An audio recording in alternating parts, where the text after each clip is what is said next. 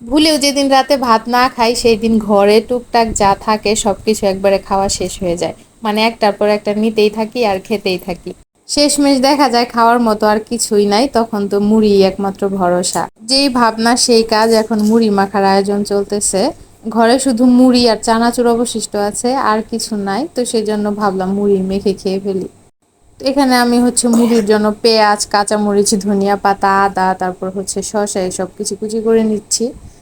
মুড়ি মাখাতে আদার ফ্লেভারটা কিন্তু অনেক বেশি ভালো লাগে। ধনিয়া পাতাটা যদি দেশি হইতো আরো ভালো হইতো, কিন্তু এখন তো আর দেশি ধনিয়া পাতাগুলো পাওয়া যায় না। কিছুদিন পর পাওয়া যাবে। শীতের সময় কিন্তু ধনিয়া পাতার ফ্লেভারটা যে কোনো তরকারি বা খাবারে অনেক বেশি ভালো লাগে। সব কাটাকুটির পালা শেষ, এখন লবণ আর সরিষার তেল দিয়ে আগে এগুলো একটু মেখে নিব। তারপরে এখানে আমি চানাচুর আর মুড়ি দিয়ে মেখে নিব। চানাচুরটা আমি একটু বেশি পরিমাণে নিছি যাতে মুড়িটা খেতে অনেক বেশি মজা হয়। শুধু শুধু এভাবে চানাচুর মেখে খেতে কিন্তু আরো বেশি মজা।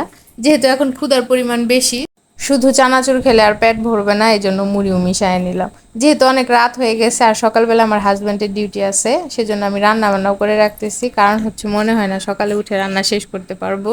যেদিন রাতে ঘুমাতে একটু দেরি হয় সেদিন আমি রাতেই রান্না বান্না টুকটাক মানে 90% করে রাখি, যাতে করে সকালবেলা ঘুম থেকে উঠতে দেরি হলেও কোনো সমস্যা না হয়। গরুর মাংস রান্না করলাম, সাথে একটু ঢেঁড়স ভাজি করলাম বাচ্চাদের জন্য। আজকের ভিডিওটি এ পর্যন্তই। ধন্যবাদ সবাইকে ভিডিওটা দেখার জন্য।